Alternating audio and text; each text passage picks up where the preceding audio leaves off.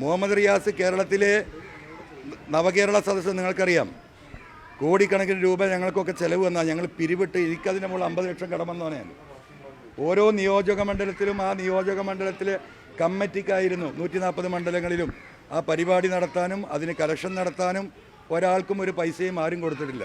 ഇപ്പോൾ കേരളത്തിലെ മുഴുവൻ കോൺട്രാക്ടർമാരിൽ നിന്നും നവകേരള സദസ്സിൻ്റെ പേരിൽ കോടാനകോടി ഉറുപ്പിക ഈ പറയുന്ന മുഹമ്മദ് റിയാസ് എന്ന PWD മന്ത്രി പിരിച്ചതിൻ്റെ വീഡിയോകളും അദ്ദേഹം നേരിട്ട് സംസാരിച്ച ഫോൺ കോളുകളും അദ്ദേഹത്തിൻ്റെ PS-ഉം അദ്ദേഹത്തിൻ്റെ പ്രൈവറ്റ് സെക്രട്ടറിയും അദ്ദേഹത്തിൻ്റെ വളരെ വേണ്ടപ്പെട്ടവരും പല കോൺട്രാക്ടർമാരിൽ നിന്നും ബലമായി പൈസ പിരിച്ചതിൻ്റെ ഫോൺ കോളുകൾ എല്ലാം കേരളത്തിൽ ഞാൻ വിടും.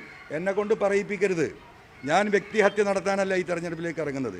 ആ രീതിയിലാണ് പോകാൻ അവർ ഉദ്ദേശിക്കുന്നതെങ്കിൽ ആ തരത്തിൽ തന്നെ അതിനെ തിരിച്ചടിക്കുമെന്ന് ഈ 3 മുന്നണികളോട് 3 നേതാക്കന്മാരോടും CPM-നോട് ഉൾപ്പെടെയുള്ള കാര്യങ്ങൾ നിലമ്പൂരിലെ CPM നേതൃത്വം ചില ആളുകൾ അതിൻ്റെ പിന്നിൽ പ്രവർത്തിക്കുന്നുണ്ട്.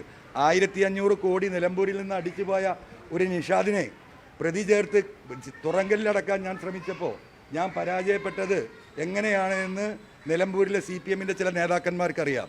ഇതൊന്നും എന്നെക്കൊണ്ട് അവിടെ പറയിപ്പിക്കരുത്.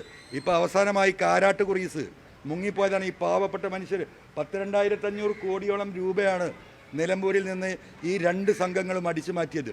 5000-ഉം 16,000-ഉം സ്വരൂപിച്ച് കൂടുതലും സ്ത്രീകളാണ് ഈ പദ്ധതികളിലൊക്കെ ഇൻവെസ്റ്റ് ചെയ്തിരുന്നത്.